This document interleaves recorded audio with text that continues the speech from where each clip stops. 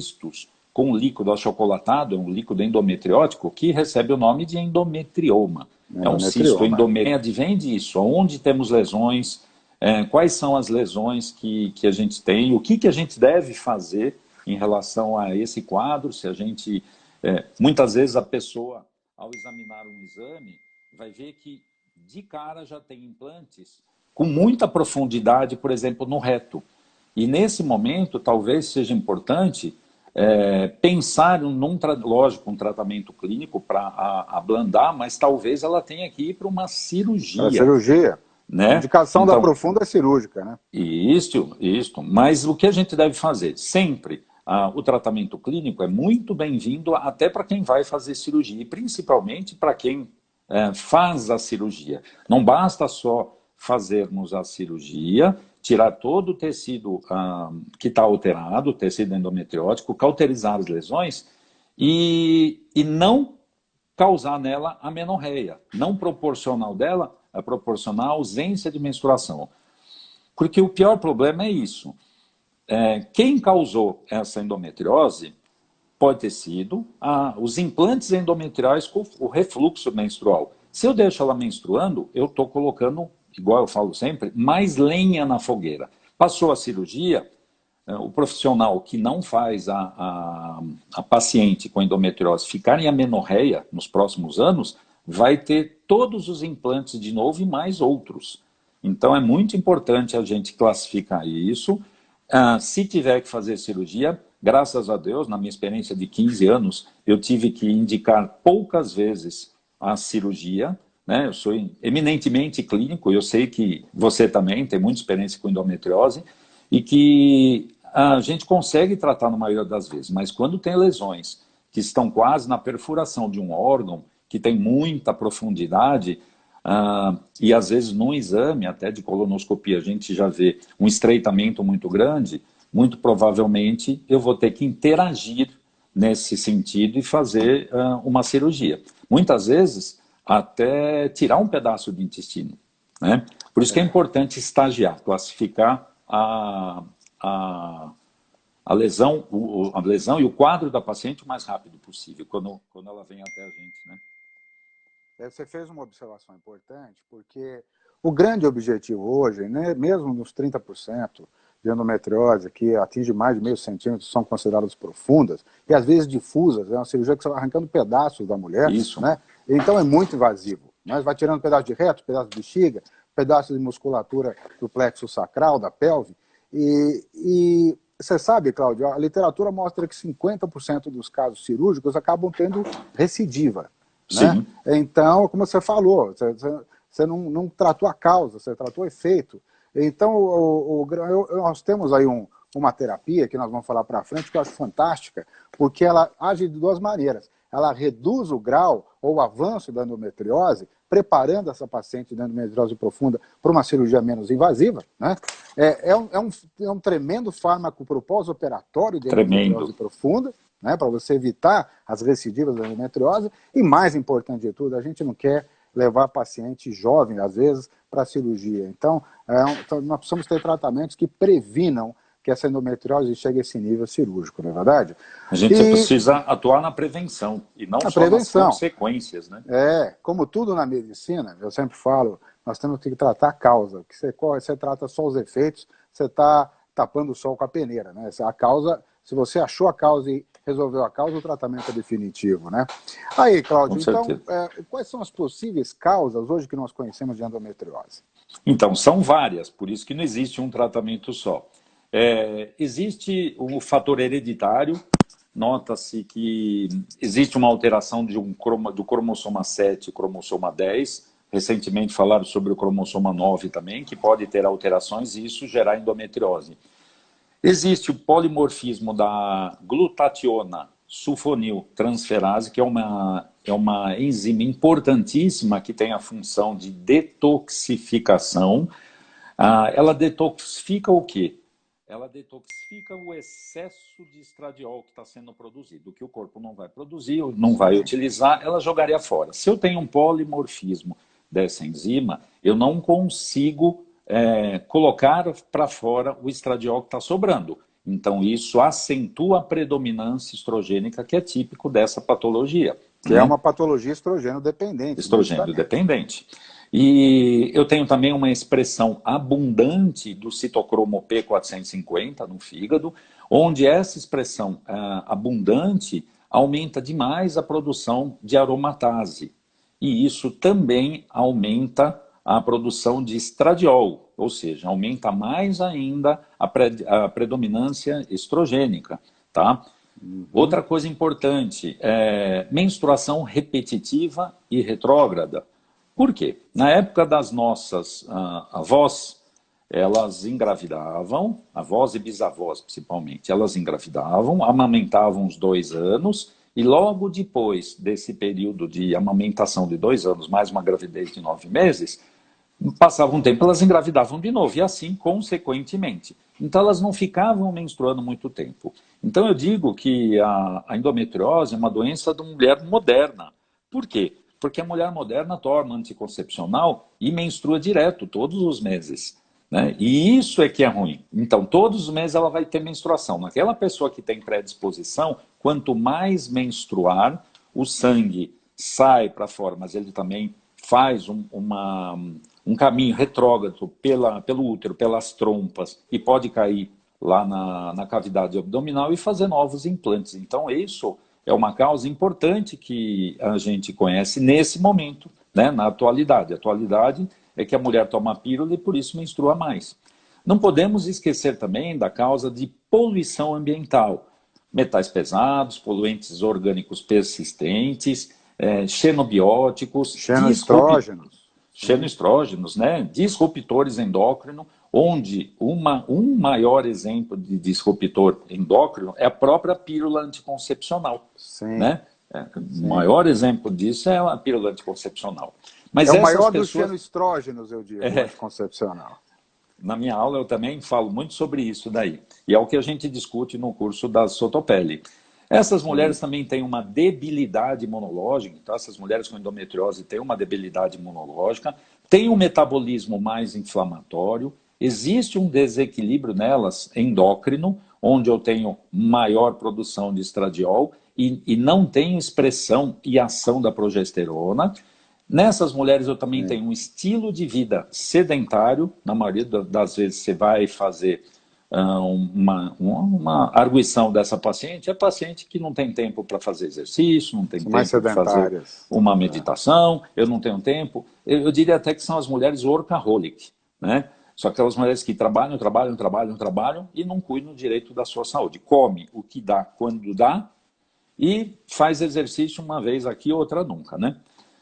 Existe também uma inadequação alimentar, é importante porque alimentos inflamatórios produzem mais condição para a endometriose aparecer e principalmente para a endometriose evoluir. E lembrando da detoxificação deficiente dos estrógenos, né? Tá? Então essas são a maior das causas, mas eu achei uma mais recente, né? Teve um trabalho de julho de 2019, do ano passado, bem fresquinho, onde ele fala sobre a flora, ou melhor, o microbioma do endométrio. Naturalmente, o endométrio tem um microbioma caracterizado por lactobacillus crispatus, a grande maioria, mais de 90%, e uma pequena quantidade de lactobacillus iners. Quando se tem fertilidade e a mulher engravida com mais facilidade, a gente vê um predomínio de lactobacillus crispatus na vagina e dentro do útero. Por que se foi buscar essa pesquisa? Porque endometriose intestinal produz uma endometriose vaginal que produz uma uma disbiose intestinal produz uma disbiose vaginal que produz uma disbiose no endométrio. E quando eu tenho predominância estrogênica, o que acontece? Eu tenho um predomínio, eu tenho uma modificação dessa flora de bactérias para Escherichia coli. Eu tenho quase 41% de Escherichia coli no endométrio, nas mulheres com endometriose. Isso estimula demais os Toll-like receptor 4, aumentando a proliferação do endométrio e a vascularização. Isso piora o processo imunológico e não deixa ter implantação do óvulo, por isso que ela tem dificuldade para engravidar. Então, esse é um Sim. trabalho bem recente, depois podemos até passar para vocês, quem quiser, e porque existe uma disbiose endometrial. Muita gente pensa que não existia isso, que a cavidade do útero é uma cavidade asséptica, mas não é, não. E isso complica a vida das mulheres, né? Então, as causas são essas todas, e bastante causas. É por isso que não dá para fazer um tratamento só. É multifatorial. O Cláudio lembrou bem, as mulheres, as nossas avós, elas viviam grávidas, ou seja, elas tinham 9 meses de proteção da progesterona, que é um hormônio que bota o estradiol sob controle, né? E então essas mulheres não tinham menstruações durante vários períodos da vida e produziam 300, 400 miligramas de progesterona por dia, enquanto uma mulher não grávida produz microgramas, às vezes nem isso. Então, por isso que aumentou muito a endometriose. Essa é uma das causas. Outra coisa interessante para o nosso público não médico, ele está falando a menstruação retrógrada, é que o endométrio, que é o veludo que reveste o útero por dentro, ele desmorona uma vez por mês, ao período menstrual, pela falta da ação da progesterona, que estabiliza esse endométrio, e esse sangue deveria descer. Nessas pacientes, o sangue faz o caminho contrário. Em vez de descer, ele sobe contra a gravidade, avança as tubas uterinas e vai chegar até os ovários ou para fora. Mas ele sobe ele também, desce né? e sobe, ele é bilateral. Ele faz o caminho contrário do que deveria fazer e pela tuba ele atinge toda a cavidade abdominal e se espalha. Por isso que a gente vê endométrio em pulmão, tem caso de endométrio em olho, né? Tem caso de endométrio no umbigo, na cicatriz de uma cesárea. Cicatriz de cesárea. A cirurgia é uma das causas de endometriose, principalmente cesárea, e é uma causa imunológica também, Cláudio. Eu estava vendo um artigo interessante uma vez, que as mulheres com endometriose, elas têm mais doenças imunes associadas, seja lúpus, seja... Não é verdade? Toda seja doença alergia, imunológica, seja asma. toda doença imunológica acompanha outra imunológica. E o excesso do estradiol, excesso dos estrogênios, o estrogênio tem um poder pró-inflamatório. E a progesterona é anti-inflamatória. Se eu não tenho progesterona com efeito anti-inflamatório, eu tenho excesso de pró-inflamação e que piora o sistema imunológico dali para frente, né?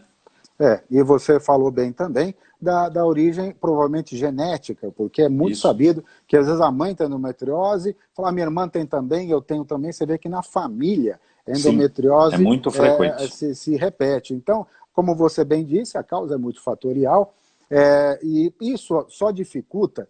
Nossa, você imagina uma mocinha, tem sua menarca nos 13, 14 anos, vai ter o diagnóstico de endometriose fechado aos 30 anos de idade, o tanto de qualidade de vida que essa jovem perdeu, né, nesses anos, que seriam os anos da juventude dela. O quanto essa doença crucifica essas mulheres jovens, não é verdade? E por isso que ela é muito séria, muito séria. E ela vai alterando os órgãos internos, então produzindo várias aderências, elas podem estragar, né, deformar as trompas, os ovários, grudar os órgãos pélvicos. Então, quando se faz um diagnóstico, e esse diagnóstico é muito tardio, a dificuldade de engravidar é intensa.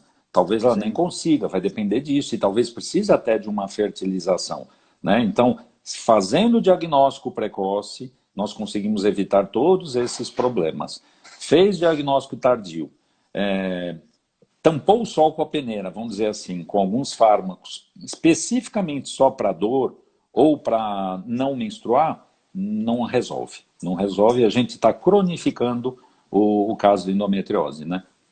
Você falou bem sobre a dificuldade de engravidar. Tem um dado da Febrasgo, da sua sociedade, que fala que 20% dos casos de endometriose cursam com dor apenas.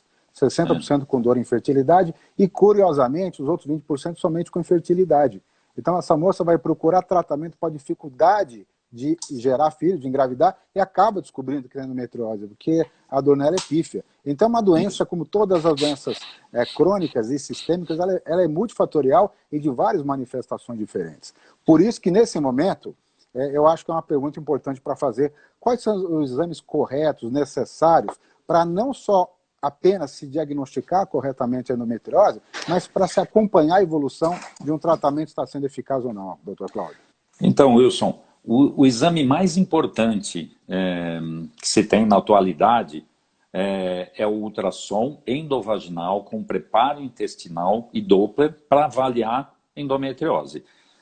Mas não é aquele ultrassom simples endovaginal que faz. Tem que ter um profissional bem capacitado, porque não é fácil esse exame para diagnosticar endometriose. Tem que ter um preparo intestinal, tomar durante um dia laxante para limpar o intestino e tem que fazer um exame que demora aí 40 a 60 minutos. É um exame bem criterioso para diagnosticar. Não só para diagnosticar, mas para acompanhar a lesão, para acompanhar o tratamento, né? A gente que trabalha com fármacos que diminui o tamanho das lesões, como é o caso da gestrinona, é importante e master que pelo menos a cada 6 meses a gente faça uma avaliação com esse tipo de ultrassom, né, para que a gente acompanhe a involução das lesões. Né? Isso é muito importante. Lógico, Sim. É só o ultrassom, esse é o mais importante, mas eu preciso fazer a pesquisa do perfil endócrino, do perfil metabólico, preciso fazer pesquisa dos marcadores inflamatórios, como eu já disse, fazer pesquisa de toxinas e metais pesados, né, porque é bem típico e presente na mulher com endometriose, metais pesados e toxinas. E eu preciso pesquisar o microbioma intestinal. Como eu disse nesse trabalho do ano passado, de julho de 2019, é importante que eu tenha uma biose, uma eubiose intestinal, uma biose, ou seja, uma manifestação de boas bactérias no intestino e não um predomínio de bactérias gram-negativas, que isso pode passar e chegar até o endométrio. Né? Você me fez lembrar Hipócrates, que disse que toda doença começa no intestino. Aí nós vamos achar uma doença endometrial uterina que provavelmente pode ter origem na desbiose intestinal, né? 70% das células imunológicas estão no intestino. Olha que coisa incrível, né, no ser humano, e isso dá repercussão imunológica no corpo todo, né? Tirando o ultrassom, doutor Cláudio, nós temos um outro exame também importante, que é da ressonância. Você me fala aí sobre ela.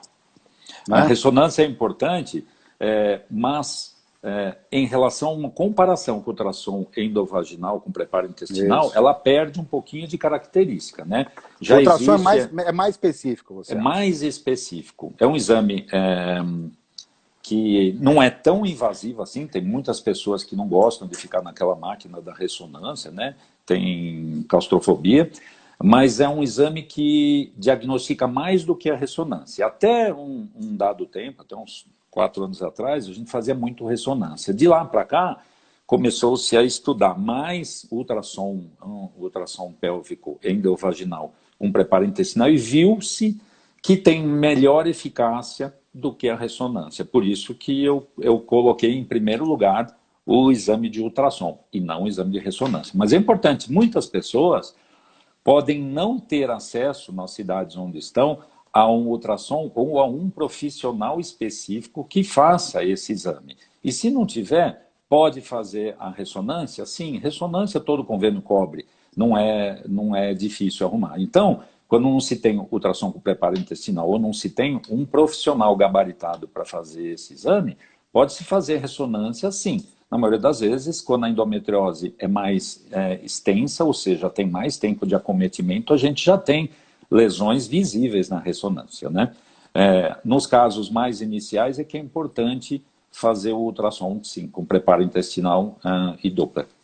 É bem lembrado, como diz o Dr. Cláudio, não é um ultrassom simples, precisa ser um profissional treinado, que tenha um olho treinado para esse tipo, e fazer um preparo intestinal bastante específico para limpar, para tirar da frente o líquido fecal, a substância fecal, para que tenha uma visualização melhor do quadro. Então, é um ultrassonografista com experiência prévia nessa área, né? E aí, Cláudio, nós já até conversamos sobre isso, então, a pílula anticoncepcional seria um tratamento para endometriose ou não? De forma alguma. Que nossos colegas prescrevem igual balinha de hortelã. Balinha de hortelã, o pirulito, né? Todo mundo tomando pílula e depois a gente vê o que faz. Então elas vão tomando, depois vê. A pergunta é assim, Wilson. Tá com cólica? Tá. Quer engravidar agora? Não, então vai tomando. Quando tiver uns 30 anos, a gente vê o que acontece. Só que tem sim um problema muito grande. Saiu uma revisão em 2018 da Cochrane, muito importante, e que ela fala que não há evidências científicas até o momento de que pílulas anticoncepcionais são eficazes no tratamento da endometriose. Mais ainda, o que as pílulas fazem? Elas aumentam muito o SHBG. E esse SHBG, essa molécula, essa proteína transportadora dos hormônios sexuais, aumentados, aumentam demais a produção de insulina. E insulina é um fator inflamatório muito intenso. Se a doença endometriose é uma doença inflamatória imunológica, se eu aumento mais ainda com o uso de pílula anticoncepcional, seja ela pela boca, seja ela em via intramuscular, ou adesivo, ou anel vaginal, ou seja, tem hormônios que não são os hormônios próprios da mulher, não são hormônios idênticos. Ela vai fazer o quê? Um aumento do SHBG. E isso vai aumentar a insulina e vai piorar a manifestação da endometriose. Por isso que não é aconselhável o uso de pílula, não. Outro fator, se me permite, que a gente fala isso nas nossas aulas, é que o anticoncepcional ele é extremamente pró-inflamatório no intestino. Né? Ele aumenta a expressão da zonulina, que é aquela proteína que abre espaço para as células, e aquilo vai absorvendo toxinas que não deveriam ser absorvidas, que a toxina zonula, ela promove tight junctions, as células ficam fechadinhas, não deixa entrar sujeira nenhuma, não deixa entrar nada ruim. E o anticoncepcional abre a porta e começa a entrar toxina, como o doutor Cláudio falou, uma das teorias, isso vai direto para o fígado, e de lá começam as reações imunológicas negativas. São os famosos LPS, o lipopolissacarídeos, né? Lipopolissacarídeos, pró-inflamatórios. O uso de pílula piora em demasia isso, estimulando o sistema inflamatório imunológico intestinal. E é outra coisa que piora muito a metilação, porque a pílula anticoncepcional ela depleta vitamina B12, B6 e B9. E quando eu depleto isso, eu comprometo a metilação, aumentando demais a homocisteína, que é um outro processo ruim de a paciente ter. Pró-inflamatório demais, né? E para completar, essas moças já vivem ansiosas, depressão, a anticoncepcional inibe a produção de B9 e B12, que também são importantes para a produção da serotonina, né, que seria um antidepressivo natural. Ou seja, a pílula anticoncepcional é uma bomba atômica bem jogada dentro dessa coitadinha que tem endometriose. E, claro, eu sempre falo que todo médico tem a nobre intenção de ajudar. O que falta, eu vejo, às vezes, atualizações e uma visão mais ampla. Como a gente diz nas nossas aulas, abrir o guarda-chuva, abrir a mente, né? Para que tenha novas atualizações e que a gente trate nosso paciente efetivamente, não tapando só com a peneira, como a gente falou há tempos, né, Cláudio? Eu queria falar mais uma coisa, né? Vamos lá. O estradiol, quando você usa a pílula, ele é bloqueado. Então, eu bloqueio a produção do estradiol usando o etinil estradiol. E quando eu bloqueio o estradiol é o hormônio principal para transformar o triptofano do alimento em serotonina. Por isso que muitas pessoas que tomam pílula tendem a ter um comportamento mais triste, depressivo, melancólico. Então, isso é da ação do anticoncepcional no intestino. Então, vale a pena lembrar isso, que não é um mocinho, não. É um velho bandido que a gente tem com a prescrição de pílula anticoncepcional. Não é a coisa mais fácil do mundo, não. É a coisa pior que existe. Para deixar pior ainda, você imagina uma mulher com endometriose, com alteração já intestinal, por causa de um foco intestinal, e a pílula anticoncepcional, como eu te falei, a serotonina tem uma ação antidepressiva, mas a serotonina é um dos hormônios mais importantes na produção dos líquidos intestinais entéricos e na motilidade intestinal. Do intestino. Então, ou seja, resumindo a história, a pílula anticoncepcional faz prender mais o intestino de uma mulher que tem endometriose intestinal. Então a gente vai atabalhoando a vida dessa mulher com boas intenções, é verdade. O que aumenta a desbiose intestinal, né? O que aumenta a desbiose. É um ciclo vicioso que, coitadinha dessa paciente, não consegue sair. E é muito comum, né? A gente vê que a paciente passa por vários profissionais sem o diagnóstico completo e os anos vão passando e, como a gente viu, é uma doença proliferativa e vai causando lesões, ela é degenerativa, né? E a qualidade de vida dessa mulher vai decaindo rapidamente. Para que a gente tenha tempo, olha como o tempo passa, Cláudio, 40 minutos de bate-papo, parece que nós estamos 3 minutos aqui. Qual seria uma estratégia clínica hoje que você sugeriria para tratar endometriose? Uma estratégia clínica eficaz? Bom, chegamos, né? chegamos no ponto mais importante que a gente falou no começo da aula, né? O uso da gestrinona. Eu tenho experiência, como você também tem, de 15 anos, e não existe fármaco melhor, a gente se apaixona por ele, para tratar endometriose.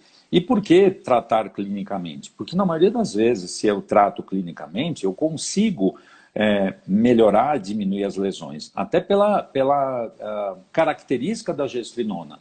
A gestrinona promove a redução da dor pélvica e relacionada à endometriose, a dor pélvica e da cólica menstrual, porque visamos uma amenorreia, então ela promove a amenorreia na maior parte, né, das situações, é dose dependente isso, promove redução das lesões endometrióticas, tem uma elevada eficácia e apresenta efeitos colaterais muito reduzidos. Então, essa é uma estratégia clínica muito importante. Todo mundo que já usou a gestrinona sabe o quanto é importante ficar sem dor. Eu diria até assim que no intervalo do primeiro mês de uso, né, da gestrinona, a paciente melhora totalmente as suas dores, né? Melhora mesmo. Não mais se a gente associar com alguns antioxidantes potentes, mas o próprio poder da gestrinona é muito intenso em melhorar esse processo inflamatório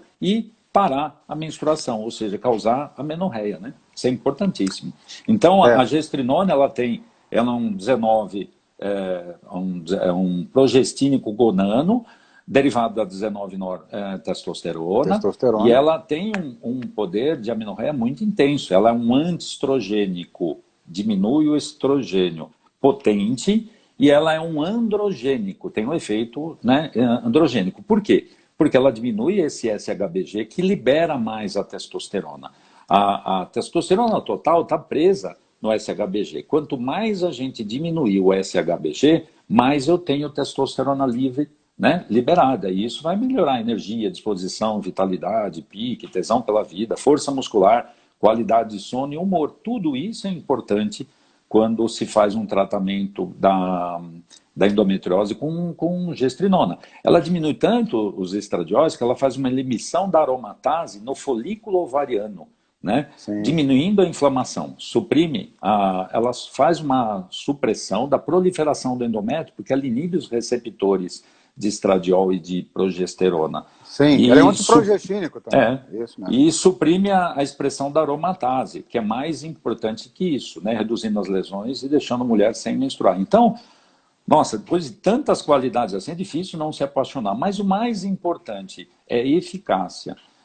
Quando chega, eu sou ginecologista, você pegou vários pacientes assim também, mas é muito comum eu receber as pacientes e elas choram. Elas chegam aqui chorando porque tem dor da ponta do cabelo à ponta do pé. Doutor, não tem jeito, eu sinto dor para sentar, para fazer cocô, para fazer xixi, para ter relação, não aguento essa vida. E quando a gente apresenta um fármaco desse, que já no primeiro mês liquida em 100% a dor, nossa, essa mulher, a partir desse momento que tem essa harmonia, que ela consegue vislumbrar o horizonte e falar assim, tem vida pós-gestrinona, né? Ela consegue, aí sim, fazer todas as outras coisas. Atividade física, uma boa dieta, fazer um sono de melhor qualidade.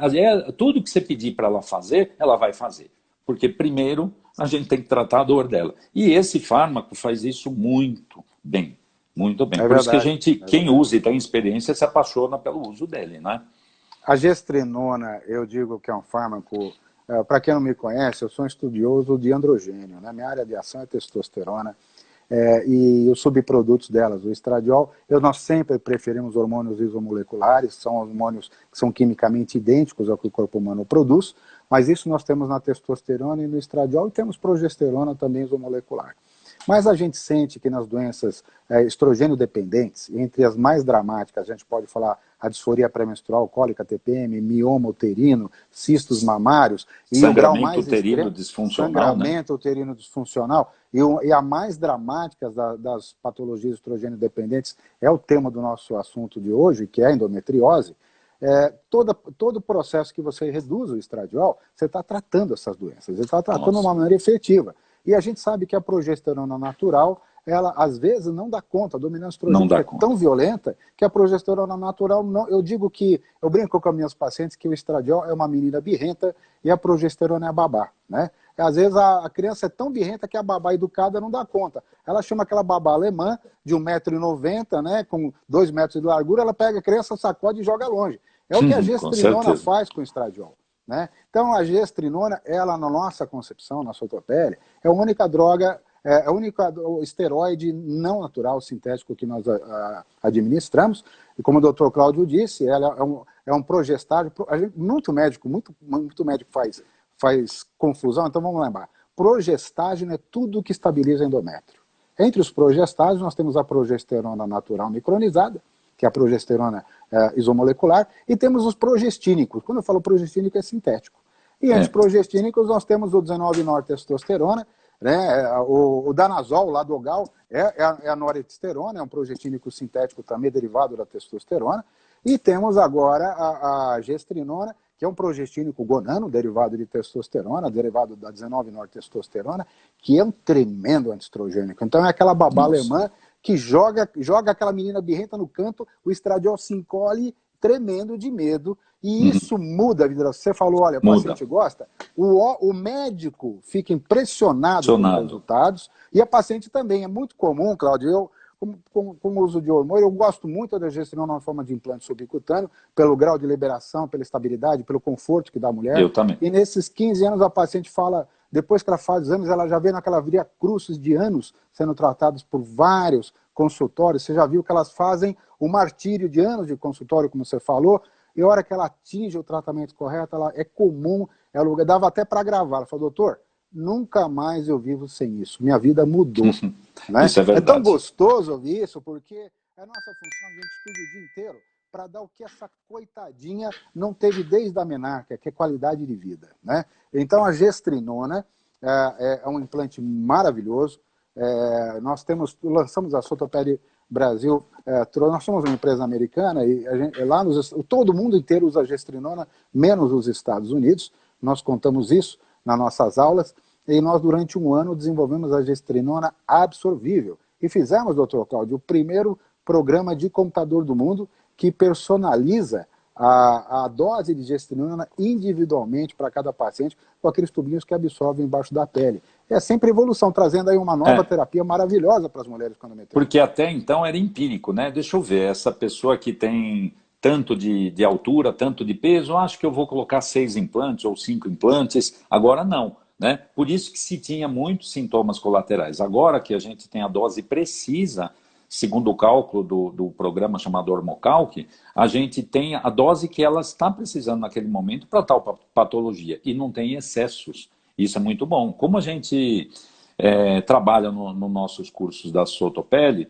a gente dá a ferramenta, mas a gente ensina a usar também, com certeza. E aí a gente, para os sintomas colaterais, que pode advir da gestrinona, que todo mundo pergunta, a gente, antes de colocar o implante, já trabalha esses sintomas colaterais, a gente ensina alguns fármacos, algumas preparações que a pessoa começa a utilizar antes de colocar, e isso diminui grandemente os sintomas colaterais, deixando a mulher só com a eficácia do produto fantástico que é a gestrinona.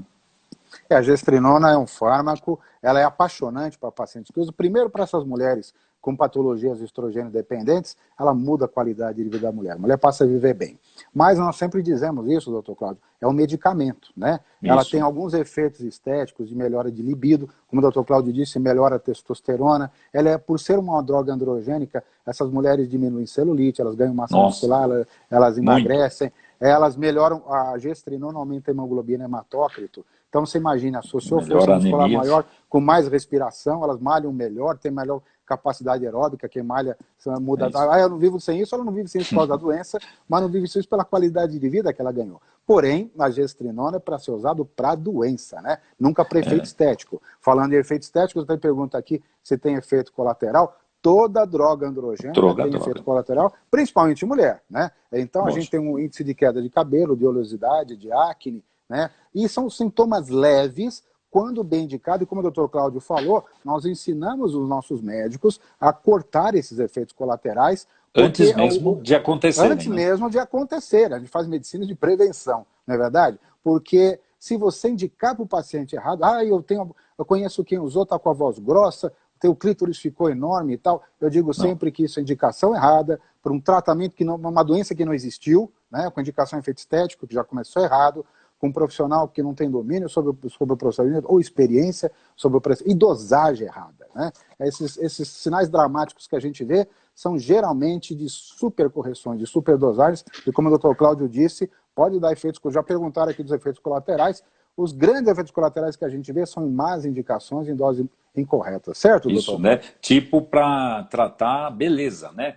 Se a indicação for chip da beleza, que não existe isso, né? A gente volta a falar que a gente temos trata que patologia, correr desse nome, gente. Correr desse nome, né? Isso é errado. Muita gente vai por isso, mas a gente não indica. A nossa indicação é sempre para tratar endometriose, miomatose uterina, sangramento uterino disfuncional, TPM ou síndrome disfórica. Não existe coisa melhor para tratar a TPM, que é o excesso de síndrome disfórica, do que a gestrinona. É uma outra coisa. Então, tem a indicação precisa. E nunca a gente deve indicar para efeito estético. Nunca. Então, quem está procurando para isso, desista, vai procurar outras coisas. Mas a gente tem que indicar para patologias. É verdade. Vamos responder as perguntas? Temos 9 minutinhos aí, antes que nos cortem, né? Eu estou vendo várias perguntas aqui, gente. Tenta dar uma resumida. Para quem fez pergunta e passou batido, que o assunto foi tão grande, uma atrás da outra, não deu tempo de ler, pode repetir as perguntas, por gentileza, tá? Eu estou vendo aqui uma pergunta importante, tem a Mirelle fala que estrogênio alto em torno de 400 é indicado? Sim, é predominância estrogênia. Nossa senhora, estrogênio. 400? Indicação presente. Absoluta, né? Absoluta. Você sabe, tem perguntando que vai ser o curso. Quem é de São Paulo, sexta e sábado agora, eu e o Dr. Cláudio vamos estar dando aula nos cursos da Sotopele Brasil. Ainda tem vaga em ou São não? Paulo. Temos umas 2 vagas. Corra aí quem está na live, estou vendo o colega querendo falar. Depois a gente vai deixar, entre em contato com a gente na Sotopele Brasil, serão muito bem-vindos, que nós vamos ter uma imersão intensa e profunda entre eu e esse meu colega aqui. Para nós estamos conversando sobre tudo sobre o hormônio esteroide nesse final de semana. Quem quiser anotar, anota o telefone aí, gente. Depois eu passo. Vamos fazer as perguntas aí. Tem mais uma pergunta aqui importante, que é assim, quem tem sintomas e quem é virgem pode usar? A Milena perguntou. Sim, a gente usa como implante, né? Implante a gente coloca aqui no bumbum, né? É implante subdérmico, embaixo da pele, né? No tecido gorduroso, e nenhum problema, pode usar sim. Inclusive, é uma boa indicação. Eu tenho pacientes que ainda não têm vida sexual, mas têm uma TPM monstro. E a única coisa que resolveu foi a gestrinona, sim. O implante de gestrinona. Sim. Tem gente perguntando aqui se entra em contato com a gente pelo Instagram. Pode entrar em contato pelo Instagram. Perguntar se tem médicos em Belo Horizonte tratando isso. Tem, gente. Tem. Acabamos de ter uma força lá, de ter uma turma lá, né? Certificamos 20 médicos, todos ótimos profissionais. No site da Sotopele Brasil, vocês entram em contato que nós vamos ter os profissionais lá. Quem tiver aqui de Belo Horizonte, que acabou de fazer o curso, deixa o contato aí para as pessoas de Belo Horizonte que queiram. Tá? Pode ser que alguns dos colegas já estejam aí, né? Isso. DIU é indicado para tratamento de endometriose? Uma pergunta aqui, doutor Cláudio. DIU, dispositivo intrauterino? Assim, não é, eu acho que ela deve estar se referindo ao Mirena, né? Não é a nossa primeira escolha, mas associado à gestrinona é uma excelente opção. Por quê? Se eu tenho que deixar a pessoa em amenorreia para que não dê procedimento a novos implantes, tudo o que eu puder usar para ela não ter menstruação é importante. Então, por exemplo, o DIU medicado, que é o DIU hormonal, o Mirena, eu poderia estar usando junto com a gestrinona? Sim, é uma dupla muito bom. O DIU de cobre também, se ela já tem o DIU de cobre, pelo menos o efeito anticoncepcional eu já tenho no DIU. Então, eu vou colocar lá os dados no Hormocalc e vou ver quanto ela precisa. Então, eu posso estar usando o DIU mais a gestrinona, nenhum problema. Sim. Perguntando aqui, a gestrinona, eu posso engravidar com a gestrinona? Vamos lá, doutor Cláudio. Então, é assim, a gente não recomenda que a gente pensa na gestrinona para não engravidar. É importante porque a gestrinona ela faz um bloqueio nas gonadotrofinas, no LH-FSH. Então, tem um efeito de possível anticoncepção, só que não é 100%, talvez seja 95%, 97%, mas a gente não indica como anticoncepcional. Por isso que quem quer evitar a gravidez, a gente recomenda, coloque um DIU, nem que seja de cobre ou prata, ou Dilmirena, e aí sim, vamos usar a gestrinona, tá? Vamos dizer que a gestrinona tem altíssima chance de amenorreia, quer dizer, da mulher parar de menstruar, que é uma bênção para as mulheres, principalmente mulher com endometriose, e tem altíssima chance de contracepção. Mas nenhuma das duas coisas exige 100%, ocorre em 100% dos casos. Como assim é a medicina, né?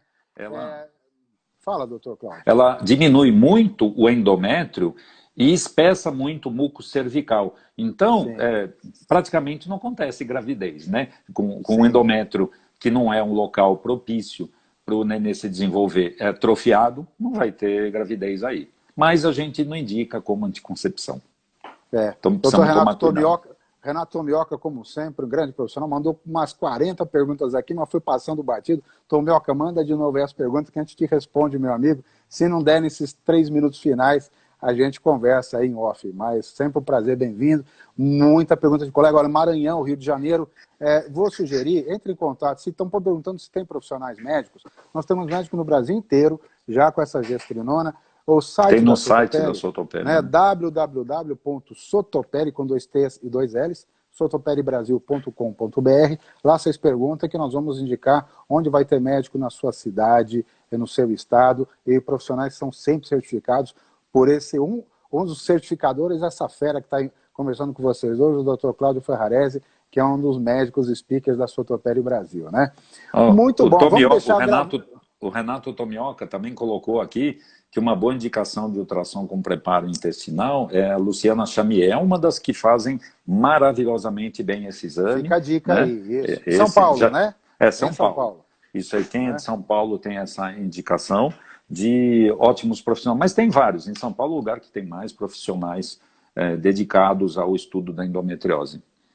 Ok, perguntaram se vai ficar gravada essa live. Vai ficar no Instagram da Sotoperi Brasil, para que vocês revejam. Foi gravado semana passada com o doutor André Vinícius. Um abraço, doutor André, aí na Paraíba. Fica nosso abraço aqui ao vivo. Tá, deve estar por aí o André. Olha, correu tanta gente, mas tenho certeza que o André está aí. Grande abraço, André. Doutor Cláudio Ferrarese. Essas 2 lives estarão no Instagram da Sotoperi Brasil. E nós vamos avisar vocês que nós vamos estar fazendo a partir de agora, doutor Cláudio, nós vamos ter Instagram com os top users, né, os médicos que mais usam a terapia Sotoperi.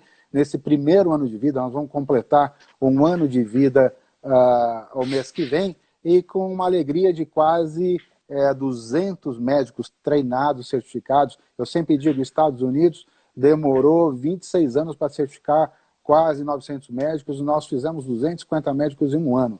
O Brasil está se tornando uma potência mundial nessa área de terapia hormonal, e a gestrinona, na forma de implantes subcutâneos, é a mãe disso tudo, né? É o carro-chefe hoje, e para tratar principalmente patologias estrogênio dependentes, entre a mais grave delas, foi o nosso tema de hoje, a endometriose, né? Meu amigo, 1 minuto está acabando. Que pena, né? Eu digo sempre que eu falaria aqui com você até meia-noite, mas eu queria agradecer. Sabe o que a gente pode fazer, Wilson? A gente pode, no momento mais à frente, fazer uma live só de perguntas e respostas sobre endometriose. A gente faz uma live com o tema e uma live mais para frente só de perguntas e respostas, porque aí temos 1 hora para responder perguntas, né? Eu peço a vocês que nos perdoem, porque o assunto é tão vasto, tão extenso, do tempo tão curto, que a gente dá a introdução, faz um apanhado geral, quando você vê, o tempo está acabando e não sobra tempo para mais nada. Doutor Cláudio, vamos completar 1 hora, vamos lá. Vamos lá, eu queria agradecer imensamente o seu convite de estar nesse grupo maravilhoso que é a Sotoperi. Vejo muito desenvolvimento na saúde da mulher, graças a esse grupo que trouxe para o Brasil implantes isomoleculares, e eu agradeço muito a oportunidade de estar com vocês. Adoro os assuntos ginecológicos, né? Tenho certeza que a gente vai poder se ver com todo esse monte de pessoas que estão nos seguindo aqui. Eu tenho certeza que a gente vai conseguir estar com vocês e respondendo todas as dúvidas em breve. Sim, isso. Vamos fazendo o trabalho para nossos colegas médicos, para a população geral.